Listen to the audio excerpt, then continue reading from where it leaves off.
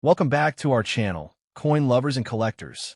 Let's get started today. We're going to take a fascinating look at the 1981 USA quarter dollar, a coin that may look completely ordinary at first glance, but can become surprisingly interesting when you examine its mint mark condition, strike quality, and proof variety. Before we begin, there is one important fact every collector should know. The 1981 quarter was not a bicentennial quarter. The famous U.S. bicentennial quarter was produced for 1975 and 1976 and carries the special 1776 to 1976 date. The 1981 coin is part of the regular Washington quarter series, featuring George Washington on the obverse and the eagle design on the reverse. So if you have a 1981 quarter in your collection, don't immediately believe sensational claims that every example is worth thousands or millions of dollars. Instead, look carefully because the real excitement comes from exceptional condition, unusual varieties, and coins that are genuinely difficult to find in top grades. The 1981 Philadelphia quarter, identified by the P mint mark, had a huge production of approximately 601,716,000 coins, while the Denver issue, carrying the D mint mark, had approximately 575,722,833 coins struck. Those numbers tell us something very important. Ordinary circulated 1981, P, and 1981, D quarters are not automatically rare. In fact, many can still be found without much difficulty, and most circulated examples are generally worth around their face value, unless they possess an unusual characteristic or exceptional condition. But here is where the story becomes much more interesting. Modern coins can become valuable not simply because they are old, but because collectors compete for examples with outstanding preservation. A normal 1981 quarter may have scratches, contact marks, weak details, or dull surfaces from decades of circulation. A superb, sharply struck example with virtually flawless surfaces can be dramatically more desirable. The 1981 D Washington quarter is another fascinating piece to inspect. More than 575 million were produced at the Denver Mint, so an ordinary circulated example is not considered a major rarity. However, superb condition pieces are much harder to locate. PCGS records an auction result of $375 for an MS-67 example, demonstrating again that condition can transform the collecting interest of a normally common coin. When examining a 1981 D quarter, look closely at Washington's portrait, the lettering, the eagle on the reverse, and especially the overall surfaces. Search for heavy scratches, dents, discoloration, or signs of cleaning, because these can affect the grade. At the same time, look for strong luster and sharp details. The key word here is condition. A coin that spent years in circulation may have considerable wear, while a coin preserved from the beginning may retain the kind of appearance collectors want. The difference between an ordinary quarter and a high-grade collectible can therefore be enormous, but it is not something that should be assumed without professional evaluation. And now comes one of the most exciting parts of the 1981 quarter story, the 1981 S-proof Washington quarter. Unlike the regular Philadelphia and Denver circulation strikes, the San Francisco Mint produced proof quarters, with approximately 4,063,083 proof sets made that year.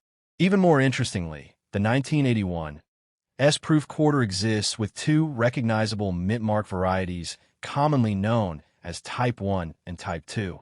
The Type 2 variety has the clearer, more defined mint mark and is scarcer than the Type 1.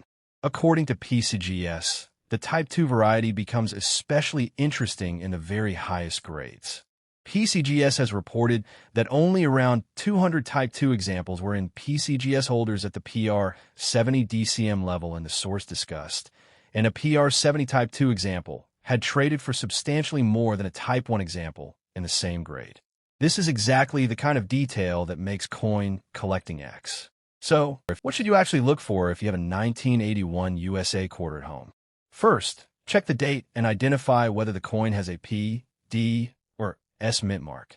Next, determine whether it appears to be a regular circulation strike or a proof. If it has an S mint mark and a mirror-like proof appearance, examine the shape and clarity of the S carefully because the 1981 S-Type 1 and Type 2 varieties are an important collecting distinction. Then inspect the coin under good lighting without touching the surface unnecessarily. Look for unusually sharp details, original luster, minimal contact marks, and possible minting abnormalities. But be extremely careful with online claims about errors worth millions.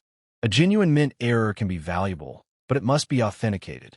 Damage that happens after a coin leaves the mint, such as scratches, dents, discoloration, or alterations, is not automatically a valuable mint error. If you believe you have something unusual, professional authentication is much safer than relying on a random internet price chart.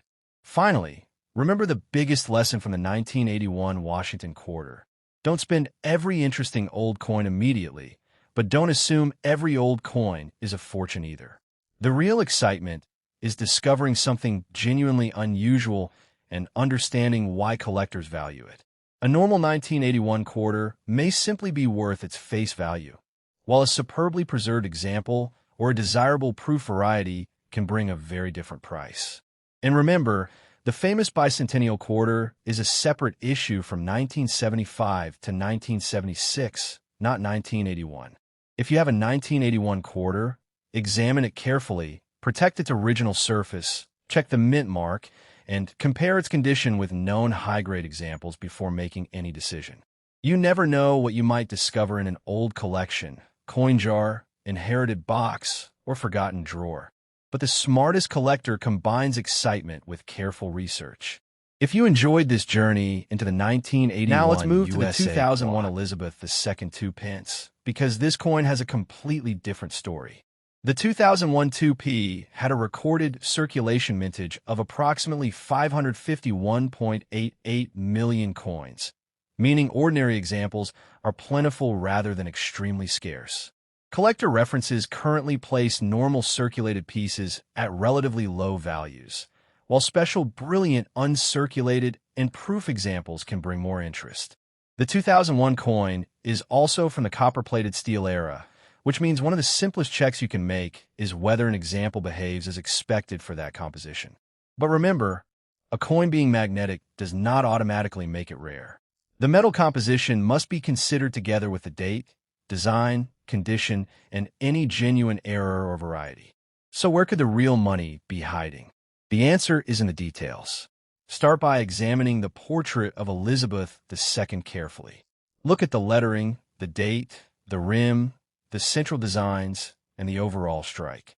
Search for unusual doubling, missing or distorted details, abnormal lettering, major die cracks, off-center strikes, clipped planchets, or other characteristics that could indicate a genuine minting error. However, there is a huge difference between a real mint error and ordinary damage caused after the coin left the mint.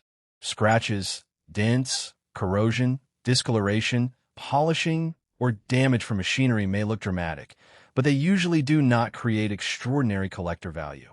The more unusual the feature appears, the more important it becomes to have it professionally authenticated before believing an unbelievable valuation.